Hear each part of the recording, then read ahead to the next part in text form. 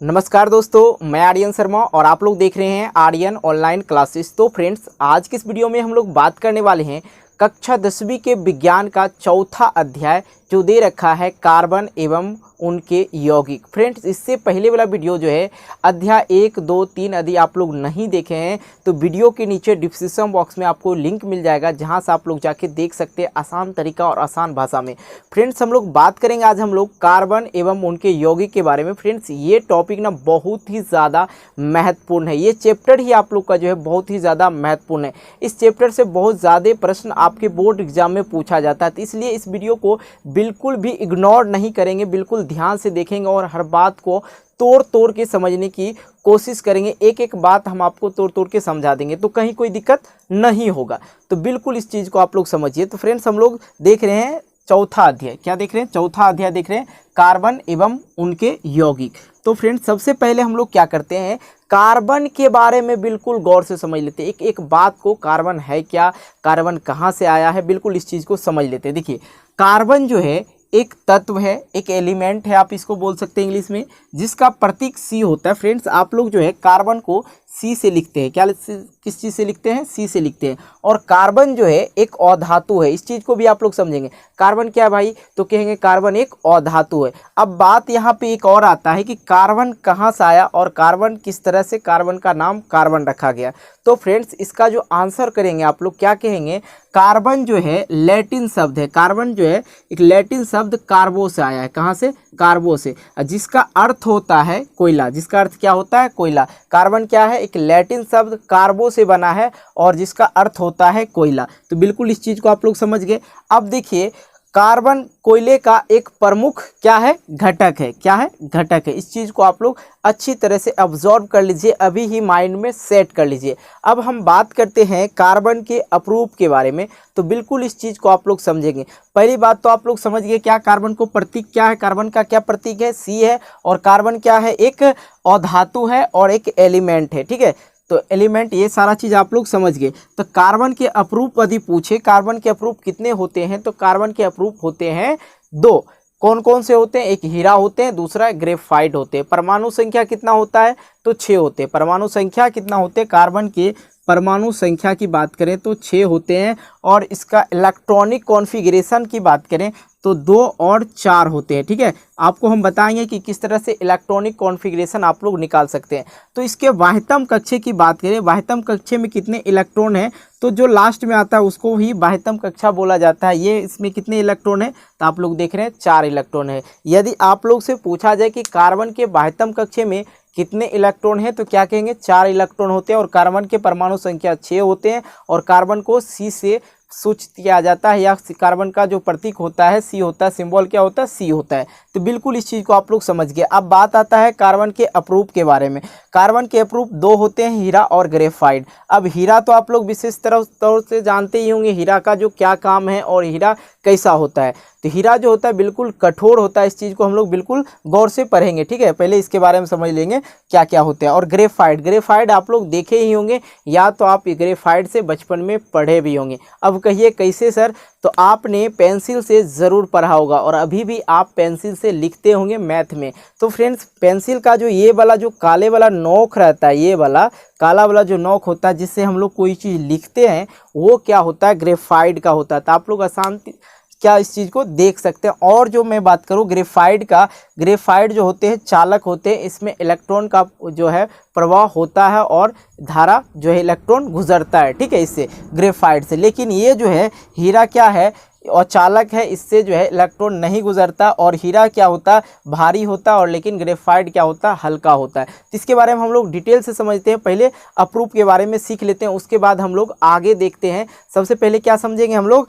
हीरा और ग्रेफाइट के बारे में क्या क्या होते हैं और इसका क्या उपयोग होता है। तो वीडियो को बिल्कुल संपूर्ण देखना है। और वीडियो अच्छी लग रही है तो वीडियो को लाइक ज़रूर करना। और आपके भी मन में कोई सवाल आ रहा है, कोई टॉपिक आ रहा है जिसे आप नहीं समझ रहे, तो यार कमेंट बॉक्स दिया गया है, कमेंट में जाके कमेंट करो, हम आपके लिए एक वीडियो ज़रूर बनाएंगे। तो सबसे पहले हम इसको मिटा लेते हैं। आप लोग चाहें तो इसका स्क्रीनशॉट लेना तो ले सकते हैं, कहीं कोई दिक्कत नहीं है। हीरा और ग्रेफाइट के बारे में हम लोग समझते हैं।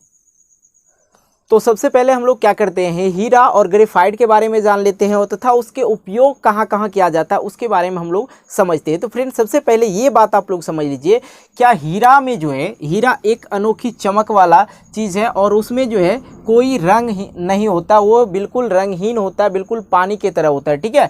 और वो पारदर्शी होता है। पारदर्शी का मतलब ये हो गया कि ये जो है, मान लीजिए सपोज कीजिए ये क्या है, कांच का एक गिलास है, ठीक है। और कांच के गिलास में क्या होता है, इस पार से उस पार की वस्तु को देख सकते हैं, उसे हम लोग पारदर्शी बोलते हैं।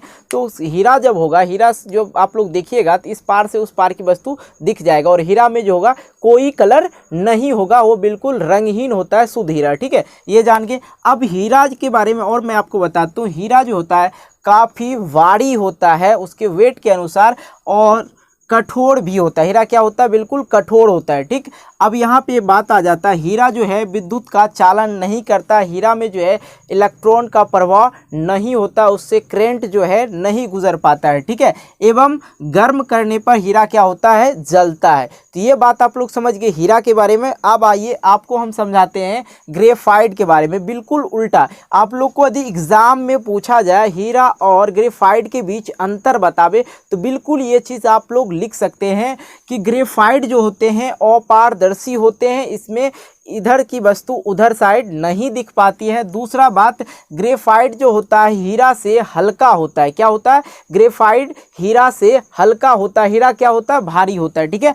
अब ग्रेफाइट जो होता है भंगुर होता है, भंगुर होता है। भंगुर का मतलब क्या हो गया, यदि ग्रेफाइट को यहाँ से छोड़ दिया जाए तो ये क्या होगा, टूट जाएगा, ठीक है। जैसे कि पेंसिल से लिखते हैं ना जी, ऐसे घुमाते हैं टूट जाता है, वो बहुत ज़्यादा कमज़ोर भी होता है, ठीक है। तो उसी प्रकार ये समझिए। अब आप ये समझिए, यह जो है विद्युत का चलन करता है और गर्म करने पर जलता है और क्या निकलता है, CO2 गैस निकलता है। तो फ्रेंड्स यदि मैं बात करूँ ग्रेफाइट का, ग्रेफाइट क्या होता है, इसमें जो है इलेक्ट्रॉन का जो है धारा प्रभाव निकलता है। फाइनली फ्रेंड्स बात करें, यदि आप लोग इसका प्रैक्टिकल नहीं करें तो बिल्कुल अच्छा होगा, क्योंकि आप लोग इस चीज़ को नहीं अच्छी तरह से कर सकते हैं। यदि आप लोग को चाहिए ये चीज़ देखना चाहते हैं तो आप हमें कमेंट करके बताएंगे, हम आपको करके दिखा देंगे। लेकिन आप अपने घर पे ऐसा कुछ भी करने की कोशिश ना करें। हम आपको बताते हैं, दो साइड नोक होता है पेंसिल में, एक साइड इधर से छील दीजिए और एक साइड इधर से छील दीजिए। दोनों साइड छीलने के बाद यहाँ पे वायर जोड़ दीजिए और यहाँ पे वायर जोड़ दीजिए।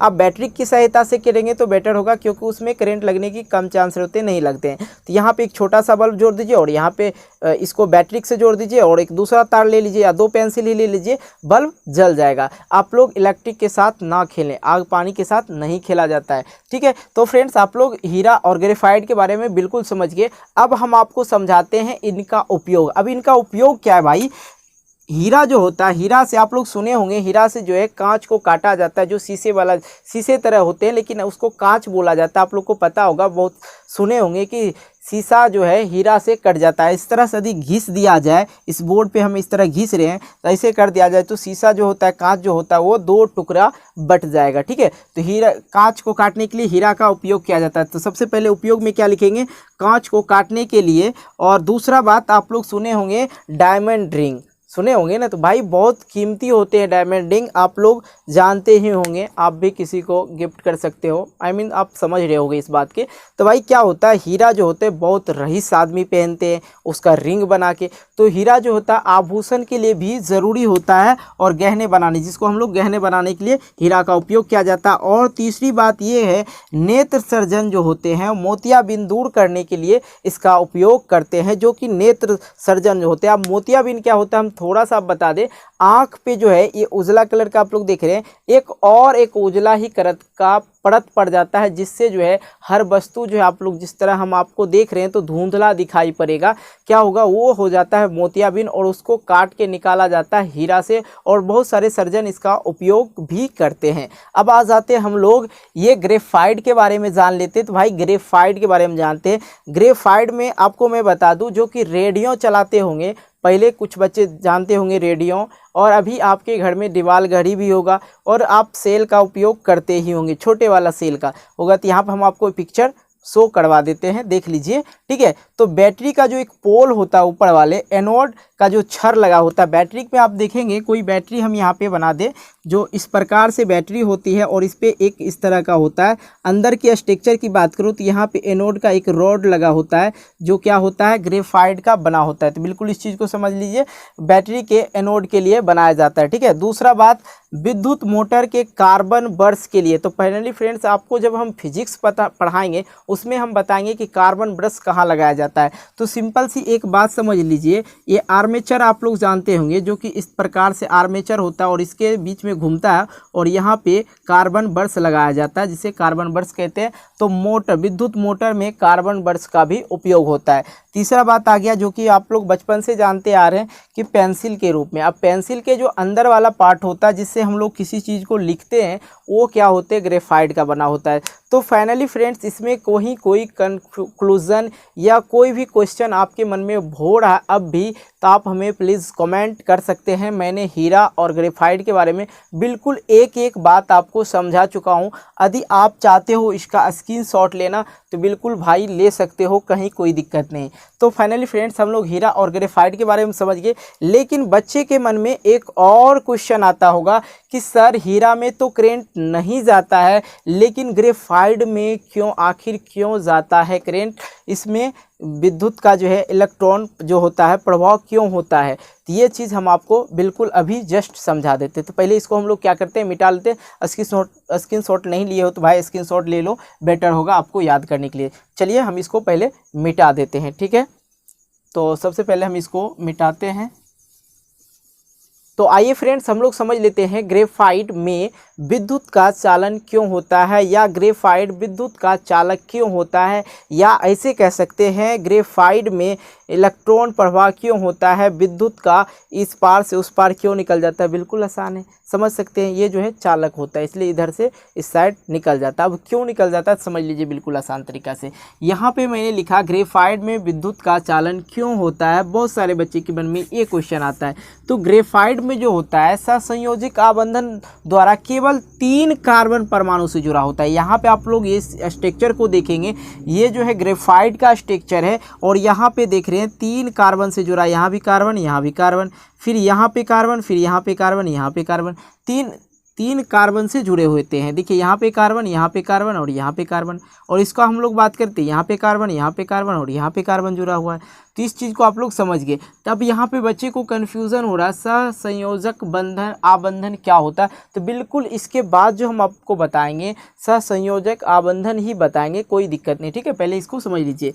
3 कार्बन परमाणु से जुड़ा होता है। एक स्वतंत्र इलेक्ट्रॉन की उपस्थिति के कारण ही ग्रेफाइट में क्या होता है, विद्युत का चालन होता है। यदि आपसे पूछ दे कि ग्रेफाइट में विद्युत का चालन क्यों होता है तो आप लोग आंसर करेंगे एक स्वतंत्र इलेक्ट्रॉन की उपस्थिति के कारण ही ग्रेफाइट में विद्युत का चालन होता है। तो बिल्कुल इस चीज़ को आप लोग समझ गए और ग्रेफाइट का यह स्ट्रक्चर हो गया। अब हम आपको समझाते हैं सहसंयोजक आबंधन क्या है। बिल्कुल आसान तरीका से हम लोग समझाएंगे। यार अभी तक वीडियो को लाइक नहीं किया तो यार वीडियो को लाइक ज़रूर कर दो यार। तो चलिए हम लोग समझ लेते हैं सहसंयोजक आबंधन क्या होता है। चलिए फ्रेंड्स, हम लोग समझते हैं कार्बन जो है आखिरकार हमेशा सहसंयोजक आबंधन क्यों बनाते हैं। तो बिल्कुल इस चीज़ को समझ लीजिएगा। इससे पहले हम आपको बताए थे कि समझाएंगे, देखिए समझा देते हैं। देखिए कार्बन जो होते हैं, कार्बन के बाहरी कक्ष में जो इलेक्ट्रॉन की संख्या होती है वो 4 होते हैं। तो बिल्कुल इस चीज़ को आप लोग समझेंगे। पहले आपको ये समझ लीजिए, कार्बन, क्योंकि कार्बन परमाणु में इसके बाहरी कक्ष में जो होते हैं 4 इलेक्ट्रॉन होते हैं। ठीक है, अब 4 इलेक्ट्रॉन कैसे होते हैं हम आपको समझा देते हैं। तथा कार्बन को अस्थायी होने के लिए, कार्बन को जो है अस्थायी होने के लिए 4 इलेक्ट्रॉन को त्याग करना होगा या 4 इलेक्ट्रॉन को ग्रहण करना होगा। तो 4 इलेक्ट्रॉन को त्याग करना होगा या 4 इलेक्ट्रॉन को ग्रहण करना होगा, जो कि संभव नहीं। अब भाई संभव क्यों नहीं, तो इसको समझ लीजिए। अब एक बात बताइए कि कार्बन का जो है परमाणु संख्या होता है 6, ठीक है, जैसे कि 6, इसका इलेक्ट्रॉनिक कॉन्फ़िगरेशन, इलेक्ट्रॉनिक विन्यास निकालें हम लोग तो क्या हो जाता है 2 और 4 लिखेंगे। अब हम आपसे पूछेंगे भाई बताओ कार्बन के बाह्यतम कक्ष में कितने इलेक्ट्रॉन हैं, तो आप कहेंगे सीधे कि 4 इलेक्ट्रॉन हैं। बिल्कुल इस चीज़ को समझ रहे हैं। अब यहाँ पे देखिए, यहाँ पे कितने इलेक्ट्रॉन हैं, 4 इलेक्ट्रॉन है और 4 इलेक्ट्रॉन ये त्याग देगा तो बचेगा ही नहीं। तो कार्बन के बाह्यतम कक्ष में कितने इलेक्ट्रॉन होना चाहिए था, 8 इलेक्ट्रॉन होना चाहिए। 8 इलेक्ट्रॉन होगा तो ये 4 किसी को दे भी देगा तो 4 इलेक्ट्रॉन तो इसके बाह्यतम कक्ष में बचेंगे। जैसे हम लोग बात कर लेते हैं नाइट्रोजन की, नाइट्रोजन के जो परमाणु संख्या होते हैं 7 होते हैं और इसका इलेक्ट्रॉनिक कॉन्फ़िगरेशन की बात करें तो 2 और 5 हो जाएंगे। और इसके बाह्यतम कक्ष में कितने इलेक्ट्रॉन होंगे, तो आप लोग कहेंगे सर 5 इलेक्ट्रॉन होंगे। तो 4 इलेक्ट्रॉन जो है ट्रांसफ़र नहीं होता है दूसरे पे, तो कितना ट्रांसफ़र होगा, 3 ट्रांसफ़र हो सकता है। ये 3 ले सकता है लेकिन ये जो है 4 नहीं दे सकता। यदि ये 4 दिया तो होगा क्या, यहाँ पे इसके बाह्यतम कक्ष में कितने इलेक्ट्रॉन बचेगा, तो एक ही इलेक्ट्रॉन बचेगा, इसलिए ये नहीं दे पाएगा। यहाँ पे जो है ये पूरा का पूरा यदि दे देता है तो दिक्कत वाली बात हो जाता है। तो इसी वजह से जो है इलेक्ट्रॉन को त्याग करना और ग्रहण करना इसकी बस की बात नहीं होता है। और आपको हम समझाते तो ऐसे में इस स्थिति में ये करेगा क्या भाई, यहाँ तो ये तो दे नहीं सकता है और ना ले सकता है किसी से। यदि लेता है तो यहाँ पे जो है किसी से 4 इलेक्ट्रॉन नहीं लेगा। क्यों नहीं लेगा, तो दूसरे से जो है 4 इलेक्ट्रॉन ट्रांसफ़र होके नहीं आ पाएगा। यहाँ पे क्या करेगा, ये एक दूसरे से साझा कर लेगा। साझा करने का मतलब ये है कि हम तुमको खाना दे रहे हैं और तुम अपना देखो, हम आपको जो है क्या सिंपल सी बात है, इस चीज़ को समझने के लिए बिल्कुल समझिए कि किस तरह से साझा किस तरह से किया जाता है। यदि हम आपको पढ़ा रहे, मान लिया जाए, आप हमको उसके बदले पैसे दे दो, तो ये क्या हो गया, दोनों के बीच साझा हो गया, एक रिलेशन आ गया जिससे हम लोग ये पैसा भी दे देता और ये पढ़ा भी देते हैं, ये पढ़ा भी देते हैं और ये पढ़ भी लेते हैं और दोनों के बीच में क्या एक रिलेशन बन जाता है। इससे क्या होता है, सहसंयोजक आबंधन बनाते हैं। तो कैसे बनाते हैं, कार्बन इलेक्ट्रॉन को साझा करके सहसंयोजक आबंधन बनाते हैं। तो सहसंयोजक आबंधन क्यों बनाते हैं, इस चीज़ को आप लोग को पता चल गया। आप लोग को जो है यहाँ पे कुछ बच्चे को जो है प्रॉब्लम हो रहा होगा, इलेक्ट्रॉनिक कॉन्फ़िगरेशन कैसे निकालें, इलेक्ट्रॉनिक विन्यास कैसे निकालें। तो फ्रेंड्स उसके लिए हम एक सेपरेट वीडियो बना चुका हूं जिसका लिंक हम आपके डिस्क्रिप्शन बॉक्स में डाल दूंगा, या तो आपको आई बटन पे क्लिक करने के बाद मिल भी सकता है। तो वहां पे आई बटन होगा, उसको आप लोग एक बार क्लिक ज़रूर कर लेंगे, ठीक है।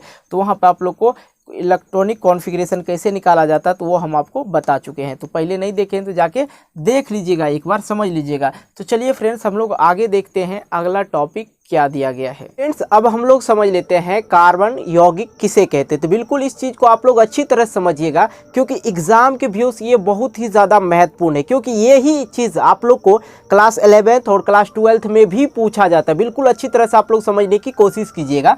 तो सबसे पहले आप लोग ये समझ लीजिए कार्बन यौगिक किसे कहते हैं, ठीक है। बिल्कुल सिंपल सा इसका डिफिनेशन है, कहेंगे कार्बन के यौगिक को ही कार्बन यौगिक कहते हैं।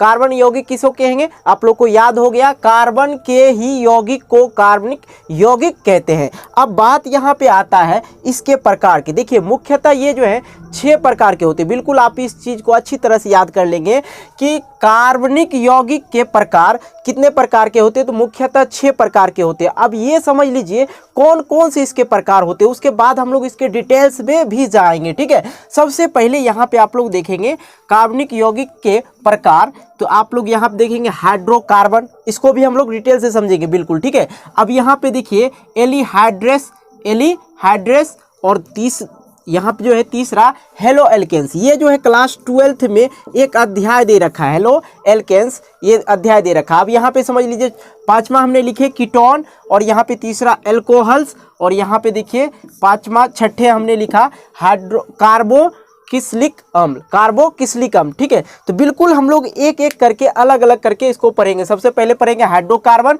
उसके बाद हम लोग हेलो एल्केन्स, उसके बाद एल्कोहल्स, एलिहाइड्रेस, कीटोन, कार्बोक्सिलिक अम्ल। ये 5 जो है हम लोग बिल्कुल आसान तरीका और आसान भाषा में पढ़ेंगे। सबसे पहले हम लोग क्या पढ़ लेते हैं, हाइड्रोकार्बन। अब देखिए हाइड्रोकार्बन, तो सबसे पहली बात आता है यहाँ पे हाइड्रोकार्बन। तो हाइड्रोकार्बन जो होते हैं 2 प्रकार के होते हैं। अब कौन कौन से हाइड्रोकार्बन के प्रकार होते हैं ये बिल्कुल समझ लीजिए। हाइड्रोकार्बन किसे कहते हैं ये हम पहले बता चुके हैं, ठीक है, डिक्लियर है सारा बात। तो यहाँ पे समझ लीजिए हाइड्रोकार्बन के प्रकार। तो हाइड्रोकार्बन के प्रकार जो होते हैं 2 प्रकार के होते हैं, संतृप्त हाइड्रोकार्बन और दूसरा होता है असंतृप्त हाइड्रोकार्बन, ठीक है। आप इस चीज को समझ लिए, हाइड्रोकार्बन 2 प्रकार के होते हैं, कौन कौन से, संतृप्त हाइड्रोकार्बन और दूसरा असंतृप्त हाइड्रोकार्बन। अब आता है बात पॉइंट वाला, असंतृप्त हाइड्रोकार्बन और संतृप्त हाइड्रोकार्बन बहुत ही ज़्यादा इंपॉर्टेंट है, इसको अच्छी तरह से समझिएगा। एग्जाम में ना ये बहुत ही बार पूछा जा चुका है, संतृप्त हाइड्रोकार्बन और असंतृप्त हाइड्रोकार्बन, इसको अच्छी तरह समझ लीजिए। यदि पूछा जाए संतृप्त हाइड्रोकार्बन किसे कहते हैं, तो सिंपल सी भाषा में आप उसका जवाब देंगे जिसमें एकल बॉन्ड बने, जिसमें सिंगल बॉन्ड बने या एकल बॉन्ड बने, उसे संतृप्त हाइड्रोकार्बन कहते हैं। अब आ जाइए असंतृप्त हाइड्रोकार्बन को समझिए। तो असंतृप्त हाइड्रोकार्बन में 2 या 3 बॉन्ड बने, ठीक है, जिसमें डबल बॉन्ड और या ट्रिपल बॉन्ड बने, उसे ही हम लोग असंतृप्त हाइड्रोकार्बन कहते हैं। अब देखिए कुछ चीज़ को आप लोग को समझना होगा, ठीक है। अब कैसे समझेंगे, तो यहाँ पे हमने एक जो है एग्जाम्पल के तौर पे एक सूत्र ले लिए CH4, जिसको मीथेन का होता है, ठीक है, मीथेन का सूत्र होता है। और ये जो है किस समूह के सूत्र होते हैं, तो एल्केन समूह के सूत्र होते हैं। इसके बारे में हम पूरा डिटेल से वीडियो बना चुके भी हैं और अभी भी हम आपको जस्ट बताएंगे। इसके बाद जो हम बताएंगे एल्केन समूह, एल्काइन समूह और एल्केन समूह, एल्केन समूह, एल्कीन समूह, एल्काइन समूह, तीनों समूह के सूत्र को हम लोग बिल्कुल आसान तरीका में बताएंगे। कैसे याद रखेंगे, किस प्रकार से हम लोग इसके सूत्र को निकालेंगे, बिल्कुल आसान तरीका में बताएंगे, ठीक है। पहले ये चीज समझ लीजिए, ठीक है। तो यहाँ पे देखिए हमने यहाँ पे सूत्र लिए संतृप्त हाइड्रोकार्बन में, तो आपको मैंने बताया जिसमें सिंगल बॉन्ड बने, एकल बॉन्ड बने, ठीक है, उसे ही हम लोग क्या कहते हैं, संतृप्त हाइड्रोकार्बन कहते हैं। तो यहाँ पे जैसे हमने लिया CH4 मीथेन लिया, तब देखिए CH4 यहाँ पे C अकेला है और यहाँ पे देखिए सिंगल बॉन्ड बन रहा है, सिंगल बॉन्ड यहाँ भी। तो हाइड्रोजन की संख्या कितना है, यहाँ पे 4 है। देखिए चारों तरफ से हाइड्रोजन दे दिए, कार्बन के चारों तरफ से क्या दे दिए, हाइड्रोजन दे दिए। यहाँ पे कितने बॉन्ड है, सिंगल बॉन्ड बन रहा है। आप लोग को याद ये भी रखना है कि एल्केन समूह के जितने भी सूत्र है सब में सिंगल ए बॉन्ड बनता है, याद रखना है, ठीक है। अब आ जाइए यहाँ पे एल्कीन। अब एल्कीन में हमने लिए सबसे पहले एथीन। अब एथीन, ये एथीन, एथ, मेथ, प्रो, ब्यूट, जो जितने भी सूत्र हैं 10 गो, और 10 को 3 से गुना कीजिए, 30 सूत्र हम आपको बताएंगे। बिल्कुल याद करने की कोनो ज़रूरत नहीं, एकदम याद हो जाएगा। एल्कीन, एल्काइन, एल्कीन तीनों समूह के सूत्र को याद करवाएंगे, ठीक है। सबसे पहले एल्कीन समूह के जो है एक सूत्र लिए एथीन, ठीक है, एथीन लिए C2H4 होता है। कैसे होता है बाबू, हम बाद में बता देंगे। C2H4 H4। तब यहाँ पे देखिए एल्कीन समूह में जो है डबल बॉन्ड बनता है, याद रखना है। एल्कीन समूह में कितने बॉन्ड बनता है, डबल बॉन्ड बनता है। यहाँ पे C की संख्या देखेंगे 2, C यहाँ भी, C यहाँ भी, तो यहाँ पे डबल बॉन्ड बन गया। और यहाँ पे H की संख्या 4, तो यहाँ पे H, यहाँ पे H, यहाँ पे H, यहाँ पे भी H, तो ये जो है चारों तरफ से H हो गया। H की संख्या 4 था, तो इस तरह से यहाँ पे कितने बॉन्ड बन रहा है, डबल बॉन्ड बन रहा है। ये चीज़ आप लोग देख रहे हैं। अब आ जाइए यहाँ पे आप लोग, यहाँ पे ये किसका सूत्र हो गया, C2H4 किसका सूत्र हो गया, एथीन का सूत्र हो गया।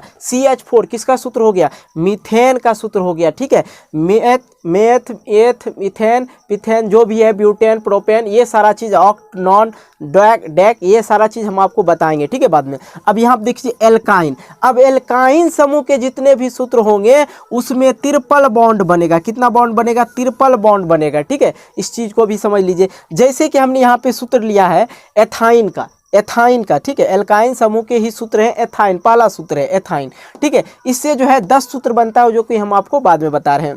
तो यहाँ पे देखिए एथाइन का जो सूत्र होता है C2H2 होता है, C2H2 होता है। और यहाँ पे इसका कहना है कि एल्काइन जो है ट्रिपल बॉन्ड बनाता है, ट्रिपल बॉन्ड बनाता है। यहाँ आप देख लीजिए C के साथ कितने बॉन्ड बना है, ट्रिपल बॉन्ड बना है। H का संख्या कितना, 2, तो यहाँ पे भी H और यहाँ पे भी H दे दिए। बात क्लियर हो गया। कहने का मतलब टोटल बात यदि आप लोग समझेंगे, संतृप्त हाइड्रोकार्बन किसको कहेंगे, तो कहेंगे एकल बॉन्ड वाले को संतृप्त हाइड्रोकार्बन कहते हैं। और संतृप्त हाइड्रोकार्बन यदि पूछे तो डबल बॉन्ड और ट्रिपल बॉन्ड दोनों हो, जिसमें उसे ही असंतृप्त हाइड्रोकार्बन कहते हैं। और एल्केन समूह के सूत्र में कितने बॉन्ड बनता है, एल्केन समूह के सूत्र में जितने भी है, एल्केन समूह के सूत्र जितने भी है सब में सिंगल बॉन्ड ही बनता है। अब आइए एल्कीन में जो है सब में डबल बॉन्ड बनता है और एल्काइन में जो है ट्रिपल बॉन्ड बनता है। बिल्कुल ये सारा बात आप लोग को क्लियर हो गया। तो नेक्स्ट टॉपिक जो हम लोग अच्छी तरह से समझने की कोशिश करते हैं। बिल्कुल वीडियो पे बने रहिए, शुरू से लेके अंत तक देखिए। फ्रेंड्स, हम आपको बताते हैं एल्केन, एल्कीन, एल्काइन समूह के सूत्र को किस तरह हम लोग याद रख सकते हैं, बिल्कुल आसान तरीका में। देखिए, बस आप लोग को गौर से वीडियो को देखना, एक एक बात को जो है आप लोग कवर करते जाइएगा, ठीक है। उसके बाद आप लोग देखिएगा, गर्दा छोड़ा दीजिएगा। देखिए हम आपको बताते हैं। भाई साहब, यहाँ पे मैंने लिखा एल्केन, एल्कीन एल्काइन। अब आप लोग को एक छोटा सा याद रखना है, क्या रखना है, यहाँ आप देखिए CnH2n, बस इतना ही याद रखना है। क्या याद रखना है? CnH2n, ठीक है। फिर यहाँ पे भी लिख दीजिए वही चीज़ CnH2n, ठीक है। फिर यहाँ पे भी एल्काइन के लिए भी हम लोग लिखेंगे CnH2n। अब फ्रेंड्स आप लोग को यहाँ से हम आपको ट्रिक बताते, देखिए ये तो हम लिख दिए, याद क्या रखना है भाई? CnH2n, ये याद रखना है ना। अब देखो भाई यहाँ पे कमाल करते क्या है, सबसे पहले आप लोग को ट्रिक जो है क्या है, यहाँ पे जोड़ के, हटा के, घटा के, क्या याद रखना है? जोड़ के, हटा के और घटा के, बस इतना ही याद रखना है। देखिए आसान तरीका हो जाएगा। यहाँ पे क्या करना है, जोड़ के क्या करेंगे, यहाँ पे CnH2n, अब जोड़ना है भाई तो जोड़ दो यहाँ पे 2, ठीक है। कितना जोड़ना है? 2 जोड़ देंगे। अब यहाँ पे देख लो, यहाँ पे क्या करेंगे, यहाँ पहले मैंने बोला जोड़ के हटा के, मतलब यहाँ पे जो है हटा देना, CnH2n ही हो जाएगा। यहाँ पे जो है कुछ देना ही नहीं, मैंने बोला जोड़ के हटा के, मतलब हट गया, यहाँ पे कुछ नहीं है। अब यहाँ पे क्या, घटा के, तो सिंपल सी बात है CnH2n, अब क्या बोले, घटा के, तो यहाँ पे क्या कीजिए, घटा दीजिए 2 को। बस ये जो था ट्रिक था, क्या मैंने कहा, फिर से आप लोग एक बार समझेंगे। सबसे पहला बात मैंने बोला CnH2n, सब जगह लिख लीजिए एल्केन एल्कीन एल्काइन के समूह में, ठीक है। उसके बाद सूत्र कैसे निकालेंगे देख लीजिए, CnH2n, ठीक है, CnH2n। उसके बाद हमने बोला था ट्रिक यहाँ पे है जोड़ के, हटा के और घटा के। सबसे पहले मैंने क्या किया, यहाँ पे 2 जोड़ दिया और यहाँ पे हटा दिया, यहाँ पे कुछ नहीं दिया, और यहाँ पे क्या किया, मैंने घटा दिया। तो बस इतना ही आप लोग को याद करना था। अब आते हैं हम लोग एक और चीज़ समझ लेते हैं। अब यहाँ पे कैसे हम लोग निकालेंगे सूत्र जो है, एल्केन समूह का सूत्र हम लोग कैसे निकालेंगे, एल्कीन समूह के सूत्र को कैसे निकालेंगे और एल्काइन समूह के सूत्र को कैसे निकालेंगे। अब देखिए यहाँ पे मैंने कुछ टेबल आप लोग को दिया है, वो चीज़ समझाता हूँ पहले। देखिए यहाँ पे जो है n है, n बराबर 1 है, तो ये जो n बराबर 1 है, यहाँ पे कार्बन जो है, कार्बन का परमाणु संख्या 1 रहे तो समझिए क्या है, मैथ। यदि कार्बन की परमाणु संख्या 2 रहे तो एथ, कार्बन की परमाणु संख्या 3 रहे तो उसे पढ़ेंगे प्रोप, ठीक है। यदि कार्बन की संख्या 4 रहे तो उसको हम लोग पढ़ेंगे ब्यूट, ठीक है। और यदि कार्बन की संख्या 5 रहे तो हम लोग उसको पढ़ेंगे पेंट। यदि कार्बन की संख्या 6 रहे तो उसको हम लोग पढ़ेंगे हेक्स। और यहाँ पे यदि कार्बन की संख्या 7 रहे तो उसको पढ़ेंगे हम लोग हेप्ट, ये बात याद रखना। और यदि कार्बन की संख्या 8 रहे तो उसको पढ़ेंगे ऑक्ट। और यदि कार्बन की संख्या 9 रहे उसको पढ़ेंगे नॉन। यदि कार्बन की संख्या 10 रहे तो उसको कहेंगे डेक। फ्रेंड्स ये तो आपने बोल दिया सर, अब याद कैसे होगा ये नहीं बताया।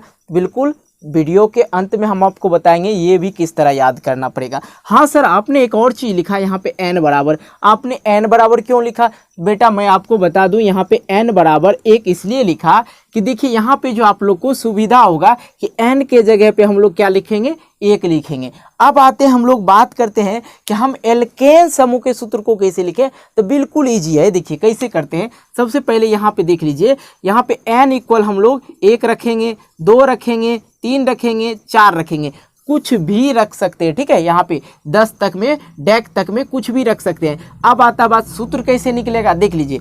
एल्केन समूह के सूत्र निकालने के लिए सबसे पहले यहाँ पे देख लीजिए, n के जगह पे हम लोग 1 रख लेते हैं पहली बात, ठीक है। यहाँ पे C के जगह पे हम लोग n के जगह पे क्या रखेंगे, 1। यहाँ पे क्या है, CN है, तो यहाँ पे क्या रखेंगे हम लोग, 1 रखेंगे। चलिए हम यहाँ पे रख लिए 1, ठीक है। अब यहाँ पे H2 है तो H लिख दिए, अब फिर से हम यहाँ पे 2 लिख दिए, ठीक है। अब n है, देखिए यहाँ पे गुना पे, गुना में है ना, यहाँ जी यहाँ क्या है, गुना में है, तो यहाँ पे क्या करेंगे, गुने का n का मान क्या है, 1 रखे हैं तो हम लोग 1 रखेंगे। अब कुछ है प्लस का 2 है तो प्लस का 2 रख दिए, कहीं कोई दिक्कत नहीं। अब यहाँ पे देख लो भाई, तब यहाँ पे C1 तो भाई लिखाता ही नहीं, इसलिए लिखो या ना लिखो कोई दिक्कत नहीं। अब यहाँ पे H देखो, H देख लिए सर, H।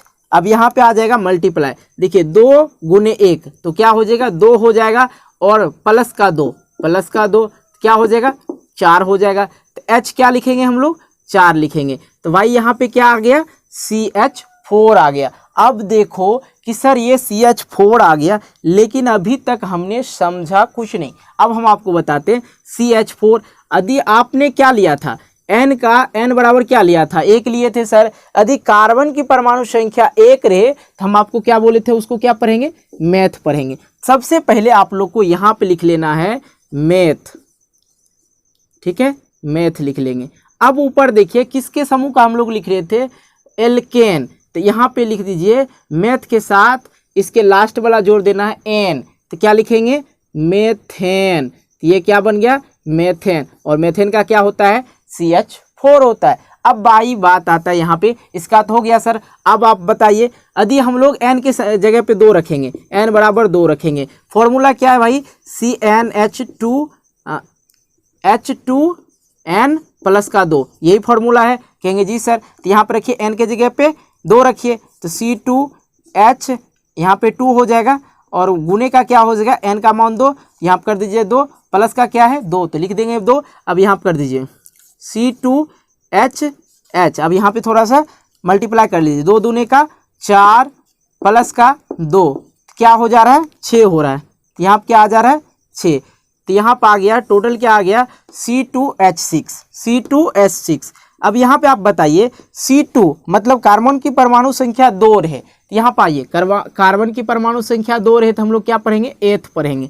यहाँ पे लिखेंगे सबसे पहले हम लोग एथ, ठीक है, एथ। अब देखिए किसका समूह को लिख रहे थे, एथेन का, सॉरी एल्केन का, ठीक है, एल्केन, एन लगा है, एन लगाइए, एथेन। तो देखिए C2H6 किसका हो जाएगा, एथेन का हो जाएगा। तो याद हो गया ना, तो हम आपको 2 निकाल के बताए, अब हम तीसरा भी बताते हैं, यहीं पे देख लिया जाए, ठीक है। अब यहाँ पे हम लोग n बराबर क्या मान लेते हैं, 3 मान लेते हैं। क्या करेंगे, C3H2 और n के जगह पे हम लोग क्या रखेंगे, फिर से 3 और प्लस का 2 है तो 2 लिख दिए। अब यहाँ पे देख लो C3 लिखो और इसको कैलकुलेट करो, 2 दूना 2 3 6 प्लस का 2 कितना हो जाएगा, H8 हो जाएगा। C3H8 तो क्या हो जाएगा, C3H8 तो क्या हो जाएगा। अब पहले बताओ कार्बन की परमाणु संख्या कितना है भाई, तो यहाँ पे देख लो कार्बन की परमाणु संख्या कितना होता है, 3 है। तो यहाँ पे देखो कार्बन की परमाणु संख्या 3 है, तो हमने यहाँ पे क्या लिखा, क्या जाना कि प्रॉप होता है। कार्बन की यदि परमाणु संख्या 3 हो तो हम लोग क्या जानते हैं, प्रॉप होता है, तो हम लोग यहाँ पे लिखेंगे प्रॉप। अब देखो किसका लिख रहे हैं, एल्केन, तो यहाँ पे क्या जोड़ेंगे, एन जोड़ेंगे, तो प्रोपेन, ये क्या हो जाएगा। तो भाई यदि आपसे पूछे ना प्रोपेन क्या होता है, तो आप लोग कहेंगे C3H8। अब भाई बात आता है सर हम लोग कैसे जानेंगे कि ये सूत्र यदि दे दे तो नाम कैसे निकालेंगे, तो बिल्कुल आसान तरीका हम आपको बताएंगे अंतिम में, ध्यान दीजिएगा। अब हम लोग बात कर लेते हैं, आप जो है अब आप लोग एल्केन समूह के सभी सूत्र को नहीं निकालिएगा, तो बिल्कुल निकालिए, अभी कॉपी कलम लीजिए, बैठ जाइए और निकाल के दिखाइए कि नहीं निकलता है। बस आप लोग को याद क्या रखना है मेरे भाई, यहाँ पर आप लोग को याद रखना है CnH2n प्लस का 2, ये भी मैंने आप लोग को याद करवा दिया। याद क्या रखना है, तो कहेंगे सर ये याद रखना होगा CnH2n, यही याद रखना, दोनों तीनों में लिख दीजिए। सबसे पहले CnH2n CnH2n CnH2n ये लिख दीजिए। उसके बाद क्या याद रखना है, जोड़ के हटाना है, ठीक है, उसके बाद घटाना है। मतलब यहाँ पे 2 जोड़ दिए, यहाँ पे 2 हटा दिए, और यहाँ पे क्या किए, 2 घटा दिए, बस यही तो करना था। तो ये जो हमें एल्केन के सभी जो सूत्र थे, एल्केन समूह के जितने भी सूत्र थे, इसी तरह से हम लोग निकाल सकते हैं। अब आ जाते हैं हम लोग, क्या इस पे काम करता है, तो बिल्कुल काम करेगा। अब हम लोग एल्कीन समूह के जितने भी सूत्र होगा उनको निकाल के बताते हैं। अब देखिए यहाँ पे जो हम लोग n बराबर कुछ मान लेते हैं। सबसे पहली बात तो n बराबर 1 ही मान लो, n बराबर 1 मान लो भाई, ये थोड़ा नहीं दिख रहा होगा, n बराबर मैंने 1 मान लिया, ठीक है। तो अब यहाँ पे ये वाला फॉर्मूला है, बिल्कुल अपना c की जगह पे 1 लिखो, क्योंकि n की जगह क्या लिखा है, c n है, तो क्या लिखे, n के लिए क्या माने, 1 माने, तो n 1 लिखेंगे। H2 n का क्या है, गुना में है 1 लिखे। यहाँ पर आ गया C1 H 2 गुने 1, H का आ गया 2।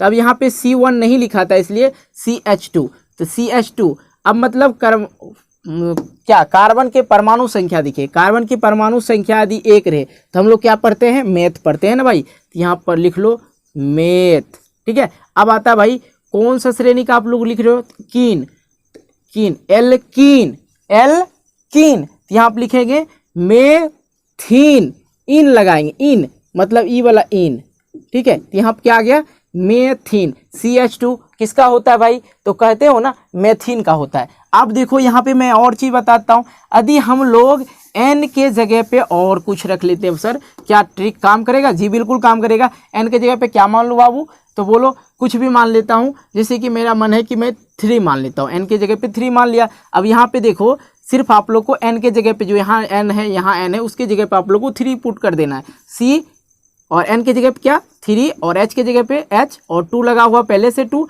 और गुने में क्या आ जाएगा 3 आ जाएगा ना भाई। तो कहेंगे जी सर बिल्कुल 3 आ जाएगा। C3H, अब यहाँ पे 2 3 का 6, तो ये यहाँ पे क्या आ गया C3H6। ये क्या हो गया भाई देख लो, ये जो है यदि कार्बन की परमाणु संख्या 3 हो तो सर हम उसको प्रोप पढ़ते हैं, ठीक है। तो यहाँ पे लिखो सबसे पहले प्रोप पढ़ लिए। अब है इन प्रोपीन, इसको क्या पढ़ेंगे प्रोपीन। किस समूह का लिख रहे थे? एल्कीन का, एल्कीन समूह का लिख रहे थे। कार्बन की परमाणु संख्या 3 रहे, जब एल्कीन का लिख रहे हैं तो आप लोग को क्या बोलना है, परमाणु संख्या यदि 3 लेते हो तो बन जाता है प्रोपीन। ये भी आप लोग को बिल्कुल अच्छी तरह से समझ में आ गया। अब चाहिए तो एक और लिख लूँ, ठीक है। कहोगे भाई एक और बताता हूँ, रुको भाई इतना में समझ में नहीं आया तो आप ना कॉपी कलम पे ट्राई जरूर करना भाई, बन जाएगा बिल्कुल आराम तरीका से, ठीक है। यहाँ पे सर आप सी ना एन बराबर कुछ और मान लो। क्या मान लो भाई बोलो? यहाँ पे किसी का नाम ले लूँ, किसका नाम लूँ? पेंट का ही नाम ले लेता हूँ। जो 5वें नंबर एन बराबर 5 मान लीजिए सर, मैंने मान लिया एन के कार्बन की परमाणु संख्या मैंने 5 मान लिया, एन बराबर 5 मान लिया। एन के जगह हमको रख देना क्या 5 C5H2 और यहाँ पे देखो भाई, यहाँ पे देखो एन के जगह क्या रखेंगे सर 5 रखेंगे। तो यहाँ पे आ गया C5, 5 दूने का 10 H10, C5H10 किसका हो जाएगा? आप देखो यहाँ पे है पेंट। सबसे पहले यहाँ पे लिख दो भाई पेंट, सॉरी यहाँ पे पेंट, ठीक है। पेंट ये पहनने वाला नहीं, पेंट, ठीक है पेंट। अब यहाँ पे है इन पेंटीन, किसका सूत्र हो जाएगा C5H10, किसका सूत्र?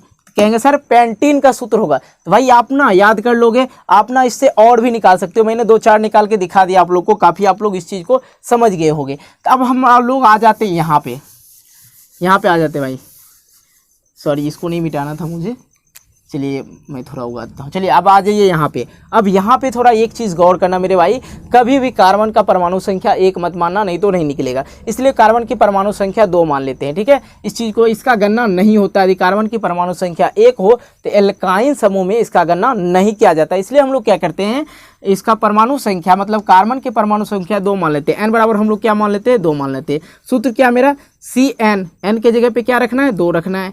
H2 पहले से लगा, एन के जगह गुना में आ जाता है एन, यहाँ पे क्या रखेंगे 2 रखेंगे और माइनस का 2 सर। अब यहाँ पे देखिए C2 तो C2 H, यहाँ पे थोड़ा सा आप लोग कैलकुलेट कर लीजिएगा। 2 दूने का 4 आ गया, माइनस का क्या है 2 है, तब माइनस का 2 यहाँ 4 माइनस 2 तो क्या हो जाएगा 2 हो जाएगा ना। यहाँ पे हम लोग लिखेंगे, अब बच गया क्या H2 बच गया। अब बताओ C2H2 किसका? तो आप लोग कहेंगे सर ये देखिए, सबसे पहले कार्बन की परमाणु संख्या हमने क्या लिया था, एथ लिया था। तो भाई यहाँ पे लिखो एथ, हाँ एथ लिखना है। अब देखो किसके समूह में लिख रहे थे आइन, तो यहाँ पे लिखेंगे एथाइन। क्या हो जाएगा एथाइन का क्या होता है तो C2H2 होता है, ठीक है। बिल्कुल इस चीज़ को समझ गए होंगे। अब भाई एक और करके दिखा दो।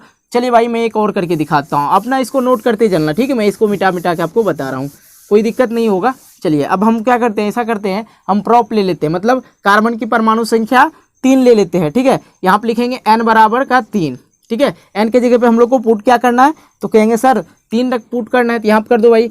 c के जगह पे 3 पुट करो, n के जगह पे 3 पुट करना, सॉरी, ठीक है। अब यहाँ पे H2 लगा हुआ पहले से भाई, ये ध्यान रखना, ये सूत्र मैंने जो पहले बताया वहीं से 2 लगा हुआ है, 2 लगा हुआ है, n गुना कर देना, n यहाँ पे गुना में है तो गुना करेंगे 3 और माइनस का लगा हुआ भाई 2, ध्यान देना, ठीक है। थोड़ा सा अब यहाँ पे लिखो C3, अब यहाँ पे थोड़ा सा मल्टीप्लाई वगैरह कर लेना, 3 दूने का 6 और यहाँ पे क्या है माइनस का 2, तो अब यहाँ पे 6 माइनस 2 तो क्या हो जाएगा भाई 4 हो जाएगा टोटल। तो यहाँ पे हम लोग क्या लिखेंगे H4।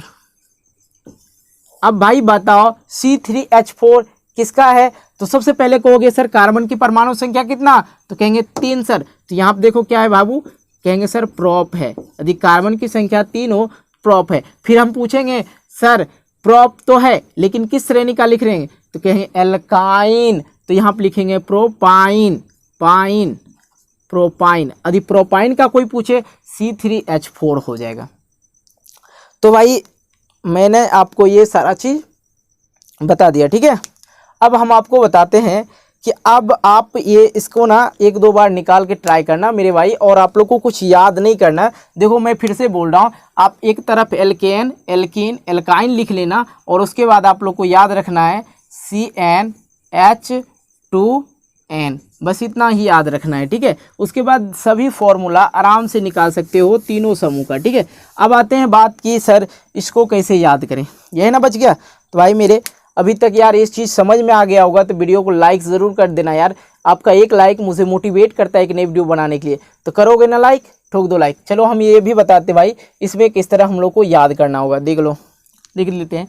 यहाँ पे आप लोग को ये n खत्म कर दो, कोई दिक्कत नहीं, मैंने आपको ट्रिक के लिए बता दिया। यहाँ पे कार्बन की परमाणु संख्या 1 हो तो हम लोग पढ़ते हैं मेथ, यदि कार्बन की परमाणु संख्या 2 हो तो हम लोग पढ़ते हैं एथ, ठीक है। चलिए इसको याद करने का एक गजब तरीका बताता हूँ मैं अपने सेंसिटिव से, आप लोग उस चीज़ को किसी भी तरह से याद कर सकते हो। यहाँ से लेके यहाँ तक याद करो सबसे पहले। अब कहोगे सर इसमें क्या याद करना, तो मैं बता रहा हूँ आपको भाई, इसमें सबसे पहले 4 चीज़ याद कर लेना। एथ, मेथ, प्रोप, ब्यूट। एथ, मेथ, प्रोप, ब्यूट कैसे याद करेंगे, एथ, मेथ, प्रोप और ब्यूट, इतना याद करना है। एथ, मेथ, प्रोप, ब्यूट, इतना ही याद करना है, 2-3 बार बोलना, याद हो जाएगा। आगे तो सर मैंने 3-4 याद कर लिया, अब क्या करेंगे सर, यहाँ पे देखिए प से पेंट और प से 5 भी होता है, इसलिए याद रखना है।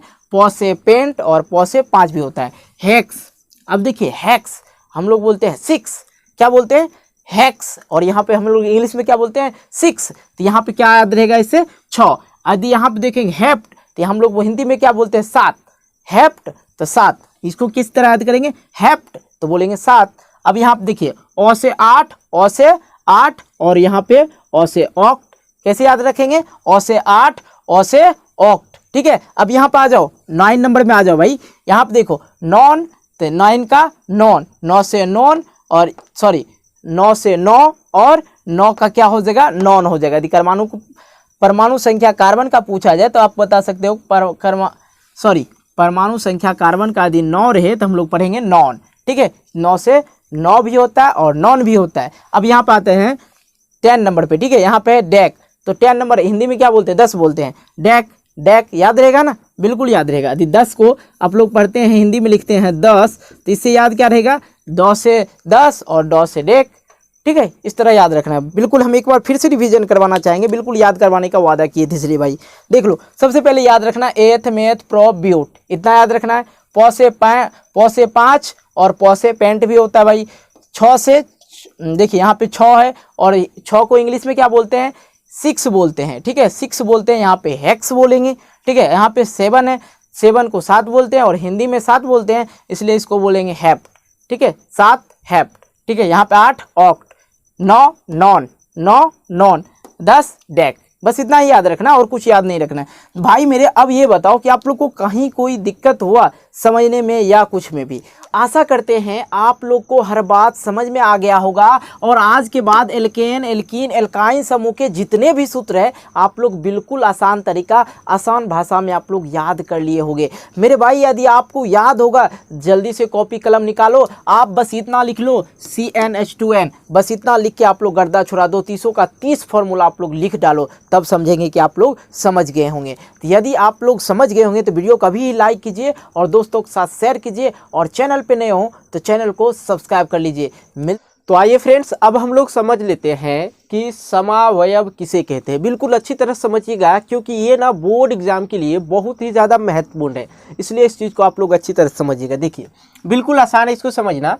समान अनुसूत्र हो परंतु विभिन्न संरचना हो। संरचना किसको कहते हैं, डेट मीन्स स्ट्रक्चर, ठीक है, उसका जो है बनावटी जो होते हैं वो अलग हो, ठीक है। संरचना, विभिन्न संरचना वाला कार्बनिक यौगिक को ही समावयव कहा जाता है। लेकिन यहाँ पे कुछ कंडीशन है। अब कंडीशन क्या है इसको भी समझ लीजिए। कंडीशन यहाँ से स्टार्ट होता है, या 4 से अधिक, ठीक है, 4 या 4 से अधिक कार्बन परमाणु वाला हाइड्रोकार्बन के साथ ही संभव है। बिल्कुल आप लोग को ये बात समझ में आ रहा है। अब यहाँ पे ये समझ लीजिए, कहने का मतलब यहाँ पे ये है ब्यूटेन, और यहाँ पे समझ लीजिए आइसोब्यूटेन। ब्यूटेन और आइसोब्यूटेन दोनों का जो सूत्र होता है C4H10 होता है। आइसोब्यूटेन का भी सूत्र होता है C4H10 होता है। लेकिन अब यहाँ पे बनावटी की बात करें तो बिल्कुल इस चीज़ को यदि पूछ दे कि ब्यूटेन तथा आइसोब्यूटेन में अंतर बतावे तो कुछ नहीं करना है भाई। क्या करना है यहाँ पे, ये जो है अलग अलग करके आप इसका स्ट्रक्चर याद कर लीजिए, स्ट्रक्चर इसको बना दीजिएगा तो बिल्कुल आसान तरीका हो जाएगा। यहाँ पे कह ही रहा था समान अणुसूत्र परंतु विभिन्न संरचना वाले कार्बनिक यौगिक को ही समावयव कहा जाता है। यदि पूछ दे उसी में कि ब्यूटेन तथा आइसोब्यूटेन के बारे में अंतर बताए या उसके बारे में बताए तो बिल्कुल आप लोग वहाँ पे निफिकिर इस पिक्चर को ड्रॉ कर सकते हो, इस स्ट्रक्चर को याद कर सकते हो। कैसे देख लीजिए, यहाँ पे है C4H10, तो यहाँ पे देखिए C 4 गो C है, बाकी सबके को मोहरा पे लगा दीजिए H, यहाँ भी H, यहाँ भी H, यहाँ भी H और यहाँ भी 4 4 8 8 2 10। अब यहाँ पे देखिए इसका स्ट्रक्चर चेंज हो जाता है, यहाँ पे 3 C के समूह में दे दिया, उसके नीचे जस्ट एक H दे दिया। अब यहाँ पे भी H की संख्या हमको 10 पुराना ही है, ठीक है, जैसे पुराना देखिए तो ऊपर पे सब जगह तो H देख ही लिए, बाकी इधर इस कॉर्नर में भी H लगेगा, यहाँ भी H लगेगा बिल्कुल। अब इसके नीचे क्या लगेगा भाई, इसके भी नीचे H डाल दिया, फिर इसके नीचे C था क्योंकि इसके नीचे इसका जो है स्ट्रक्चर चेंज हो गया, ठीक है। अब किसी बच्चे का मन होगा कि यहीं पे सर C दे देंगे तो बिल्कुल दे सकते हैं, निफिकिर इस चीज़ के लिए टेंशन मत लेना, ठीक है। तो भाई आइसोब्यूटेन का स्ट्रक्चर इस तरह बनता है और ब्यूटेन का स्ट्रक्चर इस तरह बनता है, लेकिन इसका संरचना जो है अलग अलग होता है। ये आइसोब्यूटेन और ये ब्यूटेन, ये आइसोब्यूटेन, लेकिन इसका जो सूत्र होता है C4H10 ही होता है, इसका भी C4H10 ही होता है। यहाँ पे आपने पढ़ा समान अणुसूत्र परंतु विभिन्न संरचना होगा, स्ट्रक्चर जो होगा दोनों का अलग होगा। तो बिल्कुल इस चीज़ को आप लोग क्लियरली समझ गए होंगे, कहीं कोई दिक्कत नहीं होगा। चलिए हम लोग आगे बढ़ते हैं। तो आइए अब हम लोग समझ लेते हैं सजातीय श्रेणी किसे कहते हैं। बिल्कुल अच्छी तरह समझिएगा, कहीं कोई दिक्कत नहीं होगा, ठीक है। देखिए आगे हम लोग समझते हैं सजातीय श्रेणी क्या है। बिल्कुल इस चीज़ को अच्छी तरह समझने की कोशिश कीजिएगा।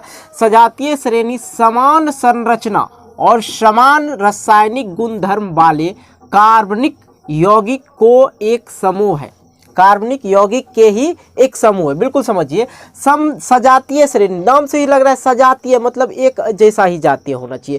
जैसे यहाँ पे घोड़ा हो गया तो घोड़े का जाति होगा, गाय हो गया, बिल्कुल ऐसे समझिए जानवर की जाति है तो जानवर एक का जाति होगा। लेकिन कुछ जानवर होते हैं, कोई काला होता है, कोई ब्लू होता है, कोई ब्राउन कलर का होता है ना, जानवर सब अलग अलग तरह के होते हैं, लेकिन कहलाता क्या वो जानवर ही है। सेम उसी प्रकार से आप लोग यहाँ पे समझेंगे सजातीय श्रेणी। सजातीय श्रेणी में क्या होगा, समान संरचना होगा और समान रासायनिक गुणधर्म वाले कार्बनिक यौगिक को एक समूह को ही क्या कहते हैं, जिसे सजातीय श्रेणी कहा जाता है। अब यहाँ पे बात आता है, इससे पहले हम आपको पढ़ाए थे क्या, एल्केन, एल्कीन, एल्काइन, 3 समूह आपको हम बताए थे और तीनों समूह में लगभग आपको पता होगा कि 30 सूत्र आपको हमने बता दिया था। आप अच्छी तरह से निकाल भी सकते हैं। यदि ये चीज़ आप लोग को समझ में आएगा, एल्केन, एल्कीन, एल्काइन समूह के सूत्र को कैसे याद किया जाता है, निकाला जाता है, यदि आप लोग समझ गए होंगे तो ज़रूर आप हमें कमेंट बॉक्स में कहेंगे कि सर समझ गए हैं, ठीक है।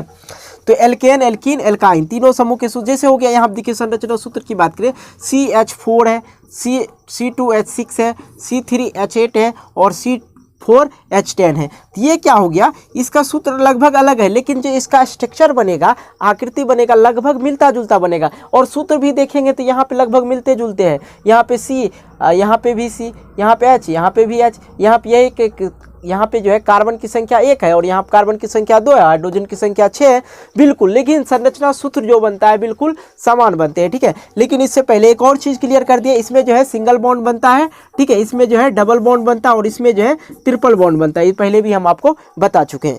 आगे आते हैं हम लोग, आगे समझ लेते हैं क्रियात्मक समूह किसे कहते हैं। तो इसी चीज़ में हम आपको जैसे कि बताए थे, हेलो समूह, एल्कोहल समूह और एल्डिहाइड समूह, ठीक है, और कीटोन समूह और कार्बोकैसिलिक अम्ल, ठीक है, ये भी हम आपको समझा ही देते हैं बिल्कुल आसान तरीका से। देख लीजिए, देखिए क्रियात्मक समूह किसे कहते हैं। तो जब ऐसा पूछा जाए तो आप लोग को आंसर करना है कि परमाणु या परमाणुओं के समूह जो कार्बन यौगिक को अभिक्रियाशील बनाते हैं। क्या कहेंगे, परमाणु या परमाणु के समूह जो कार्बन यौगिक को अभिक्रियाशील बनाते हैं और उसके गुणधर्म को सुनिश्चित करते हैं, उसे ही हम लोग क्रियात्मक समूह कहते हैं। अब कैसे, अब देखिए हेलो समूह, यदि कोई पूछ दे ये VVI है, ठीक है, ये जो है VVI है, यदि कोई पूछ दे बताओ बाबू हेलो समूह को हम लोग कैसे पहचानेंगे, यदि हेलो समूह दे दिया जाए तो बिल्कुल आसान तरीका है। तो हेलो समूह जो है क्लोरो, यहाँ पे देखिए क्लोरो, तो क्लोरो आप लोग जान रहे हैं Cl, और ब्रोमो Br, आइडो जिसका जानते हैं आप लोग आई जानते हैं, तो ये चीज़ जान रहे हैं ना, तो बिल्कुल आसान है। तो उसमें जो है हेलो समूह हेलो समूह जो हो गए, हेलो समूह जो है उसके अंत में Cl लगा होगा या Br लगा होगा या I लगा होगा, तो ये चीज़ लगा होगा अंत में, ठीक है। इससे समझ जाएंगे कि हेलो समूह के ये तत्व है, ठीक है। तो यहाँ पे देखिए क्लोरोमेथेन, तो यहाँ पे है CH, ये सिंगल बॉन्ड, माइनस नहीं समझना है, क्या आप समझना है, सिंगल बॉन्ड CH3 और सिंगल बॉन्ड Cl, ठीक है। इसके अंत में क्या लगा है, Cl लगा है, तो इससे क्या हम लोग भाई समझ जाएंगे कि ये जो है हेलो समूह के तत्व है, ठीक है। ब्रोमोमेथेन CH3 और सिंगल बॉन्ड Br है ना भाई। तो इससे क्या समझ रहे हैं कि ये जो है ब्रोमोमेथेन क्या है, हेलो समूह के तत्व है। तो बिल्कुल इस चीज़ को समझ के आगे आ जाइए, आगे भी अल्कोहल समूह को कैसे समझेंगे, तो भैया बिल्कुल आसान है। अल्कोहल समूह को समझने के लिए उसके अंत में जो है OH लगा होगा, जैसे आप लोग समझ सकते हैं CH3OH मेथनॉल का सूत्र होता है। मेथनॉल क्या है, अल्कोहल समूह है, क्या है, अल्कोहल समूह है। तो इस चीज़ को आप लोग अच्छी तरह से समझ गए होंगे। आइए आपको हम समझाते हैं एल्डिहाइड समूह क्या होते हैं, तो ये भी समझ लीजिए। एल्डिहाइड समूह जो होगा क्या होगा, बिल्कुल आसान तरीका से, यहाँ पे देखिए CHO जैसे मेथेनॉल। अब यहाँ पे देखिए CHO, इसके अंत में क्या लगा है, CHO लगा हुआ है, तो इसके अंत में CHO लगा हो एल्डिहाइड समूह के तत्व को हम लोग समझेंगे, बिल्कुल आसान तरीका है। तो मेथेनॉल में क्या होता है, CHO है, ठीक है। इसका यदि सूत्र की बात करें तो यहाँ पे C2H2O हो जाएगा, बिल्कुल आसान तरीका से इसको आप लोग समझ गए। आगे आ जाइए कीटोन समूह का। अब कीटोन समूह को समझ लिया जाए।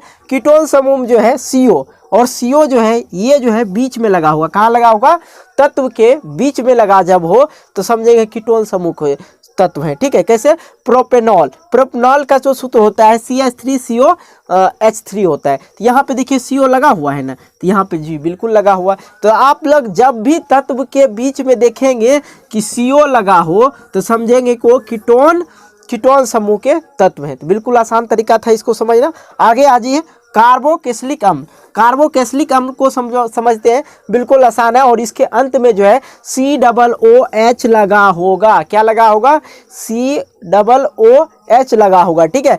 मेथोनाइक अम्ल जैसे कि बात करें हम, मेथोनाइक अम्ल का जो सूत्र होता है H सिंगल बॉन्ड COOH होता है, ठीक है। तो ये क्या हो जाएगा, मेथोनाइक अम्ल हो जाता है, और इसके अंत में क्या आ जाता है, COOH आ जाता है। तो बिल्कुल आप लोग जो है, आप लोग को मैंने शुरू में ही आपको बताया था, हेलो समूह को समझेंगे, अल्कोहल समूह को समझेंगे, एल्डिहाइड समूह को समझेंगे, कीटोन समूह को समझेंगे, कार्बोक्सिलिक अम्ल को भी हम लोग समझ गए। तो बिल्कुल ये सारा चीज़ ना आप लोग को तुरंत माइंड में आ गया होगा, कहीं कोई दिक्कत नहीं हुआ होगा। बाकी इस चीज़ को भी आप लोग अच्छी तरह समझ गए। एल्केन, एल्कीन, एल्काइन, ये बाबू आप लोग याद ही रखेंगे भैया, एग्जाम है तो एग्जाम में ये चीज़ ना पूछा ही जाता है, इसलिए बिल्कुल याद रखना है, ठीक है। चलिए हम लोग आगे देख लेते हैं फटाक से।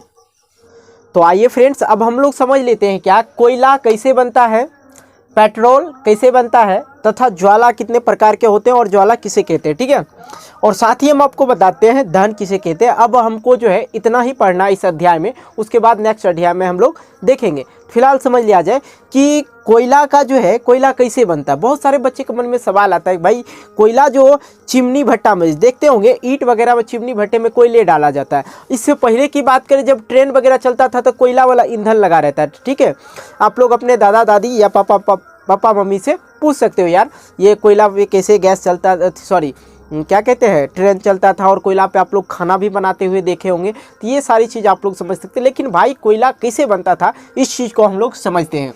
तो कोयला की बात करें, कोयला जो है करोड़ों वर्ष पहले भूमि के नीचे दफन पड़े बड़े बड़े पेड़ स्थल, जैसे कि मैं बात करूँ एक ही लाइन में आप लोग समझ लीजिए। देखिए हुआ क्या था, बहुत बड़ा बड़ा पेड़ पौधा था, वो सब क्या हो गया, कोनो भूकंप आया या कोई चीज़ का ऐसा आपदा आया जिसके वजह से पेड़ पौधा नीचे ज़मीन के अंदर दबस हो गया, दफन हो गया, ठीक है। उससे ही वो सड़ने गलने के बाद ही क्या बनता है, कोयला बनता है। ऐसे प्रैक्टिकली के लिए आप लोग एक चीज़ कर सकते हो, कोई वृक्ष ले लेना, कोई भी वृक्ष पेड़ पौधा काट के उसको ज़मीन के अंदर गाड़ देना, वही 4 से 5 महीने के अंदर में देखना तो उसमें धीरे धीरे ना कालापन आने लगता है, जिससे ही वो कोयला का रूप धारण कर लेता है। बिल्कुल समझ गए। आगे आप लोग समझिए पेट्रोल कैसे बनता है। तो भाई पेट्रोल का देखिए, पेट्रोल जैसे भी बने उसका शुद्धिकरण क्या जाता है बाद में, डायरेक्ट पेट्रोल नहीं आ जाता, उसका केमिकल वगैरह डाल उल के किसी तरह उसको ईंधन में चलाने के लिए उपयोगी किया जाता है, जिसे रिफाइनरी बोला जाता है, रिफाइनरी किया जाता है, ठीक है। लेकिन उससे पहले जो है पेट्रोल कैसे बनता है, इस चीज़ को समझने के लिए पेट्रोल तेल तथा प्राकृतिक गैस उसी तरह सेम कोयले का इसमें भी है, ठीक है। प्राकृतिक गैस करोड़ों वर्ष पहले समुद्र के नीचे दफन छोटे छोटे पेड़ पौधे, छोटे छोटे अत्यंत छोटे छोटे पेड़ पौधे तथा जंतुओं के अपघटन से ही बनता है। क्या बनता है, पेट्रोल बनता है। आगे हम आपको बताते हैं ज्वाला किसे कहते हैं। अब देखिए ज्वाला जो है 2 प्रकार के होते हैं, देखते हैं ना कि सलाई माचिस तीली बारी उसमें आग निकलता है, उसे ही ज्वाला कहते हैं, ठीक है। गैस सिलेंडर जलाते हैं उसमें भी आग निकलता है, जो आग निकलता है उसे भी ज्वाला कहते हैं, ठीक है। अब देखिए ज्वाला कितने प्रकार के होते हैं, देखिएगा ज्वाला जो है 2 प्रकार के होते हैं। मैंने पहला लिखा यहाँ पे नीला ज्वाला और दूसरा लिखा पीला ज्वाला। तो बिल्कुल समझिए पीला ज्वाला और नीला ज्वाला क्या कहते हैं। बेटा यदि आप लोग ध्यान से देखे होंगे कि जब गैस जलाते हैं घर में तो नीला कलर का जलता है, देखते हैं ना, नीला कलर का जलता है। तो नीला कलर का कब जलेगा, जब उसके आसपास जो है ऑक्सीजन के परिवेश में जलाया जाए तो क्या होगा, नीला ज्वाला जलेगा। देखना, कभी ट्राई करना, अभी ही जाके गैस सिलेंडर में आग लगाना, भाई गलती मत करना यदि नहीं जलाने आता होगा तो देखना उसमें आंख से गौर से देखना, वो नीला जलता है, नीला दिखाई पड़ेगा, उसका लो जो है नीला दिखाई पड़ेगा, उसे नीला ज्वाला कहते हैं। आगे आ जाइए पीला ज्वाला, जब ऑक्सीजन की परिवेश में नहीं जलाया जाए, मतलब वहां पे ऑक्सीजन नहीं हो, तब क्या होगा, पीला ज्वाला जलेगा। तो बिल्कुल समझ गए ये सारी बात। आगे हम आपको समझाते हैं दहन। अब देखिए दहन, वायु में कार्बन यौगिक को जलकर CO2 और उष्मा प्रकाश का उत्पन्न करते हैं, उसे ही प्रक्रिया को दहन कहते हैं। अब देखिए जलने के लिए, किसी भी चीज़ को जलने के लिए उसको ऑक्सीजन की ज़रूरत है, यदि ऑक्सीजन नहीं मिलेगा तो नहीं जलेगा। अब आपको एक चीज़ और बताते हैं, बेटा जादूगर को देखे होंगे कि मुंह में गोला ले लेता आग का और मुंह को पूरा बंद करके रखेगा, मुंह बंद करके रखेगा और मुंह निकालेगा नहीं, मुंह खोला मुंह जल जाएगा। प्रैक्टिकली नहीं करना ये चीज़ को, हम आपको बताते हैं। कोई भी जादू जो है जादू नहीं होता, काटने फाटने वाला देखते हो ना, सब साइंस है, कहीं कोई दिक्कत नहीं। वो करता क्या है, आग वाला जो गोला क्या कहते हैं, वो गोला टाइप का आग जला लेता है और मुंह में ले लेता है और मुंह को पूरा बंद करके रखेगा, ना ऑक्सीजन लेगा ना उसको आग लगेगा, क्या होता है वो बंद हो जाता है, ठीक है। तो ये चीज़ होता है, मतलब आग को जलने के लिए ऑक्सीजन की जरूरी होना चाहिए। तो दहन वायु में कार्बनिक यौगिक को जलकर CO2 जल उष्मा और प्रकाश उत्पन्न करने की प्रक्रिया को ही दहन कहते हैं। तो बिल्कुल ये सारी चीज बात आप लोग को टॉपिक बाय टॉपिक हमने क्लियर कर दिया। तो ये जो है इस वीडियो में आपने देखा चौथा अध्याय हमने आज की इस वीडियो में क्लियर किए हैं। यदि भाई साहब यदि चाहते हो कि नेक्स्ट वीडियो मतलब 5वां अध्याय भी जल्दी आ जाए तो चैनल को सब्सक्राइब कर लो, नोटिफिकेशन बेल को प्रेस करके ऑल कर लो। और हाँ मेरे भाई वीडियो तो बहुत ज़्यादा टाइम का भी हो गया, आप लोग देखें, बहुत ज़्यादा मेहनत लगता है यार, तो इसलिए आप लोग को करना कुछ नहीं मेरे भाई, वीडियो को लाइक करना दबा के और 1-2 दोस्त के साथ भी शेयर कर दो, जाता क्या है भाई, तो अपने शेयर ज़रूर कर देना, ठीक है। और आप लोग को इंस्टाग्राम ID भी डिस्क्रिप्शन बॉक्स में मिल जाएगा, जहाँ से जाकर आप हमसे बात भी कर सकते हो, कहीं कोई दिक्कत नहीं, हम सबसे बात करते हैं, ठीक है। तो ये चैप्टर आज के इस वीडियो में ही ख़त्म होता है और हम लाते हैं दूसरा अध्याय, 5वां अध्याय। यदि आप लोग का कहीं कोई दिक्कत समस्या प्रॉब्लम होता होगा तो भाई क्या कहते हैं, कमेंट बॉक्स में जाओ, कमेंट करो, आराम से सोल्यूशन मिल जाएगा, कोई दिक्कत नहीं है, ठीक है। तो मिलते हैं एक नए वीडियो को लेके, तब तक के लिए बाय बाय बोले, हाँ बाय बाय बोलते हैं और जय हिंद जय भारत, खुश रहो आबाद रहो, और क्या।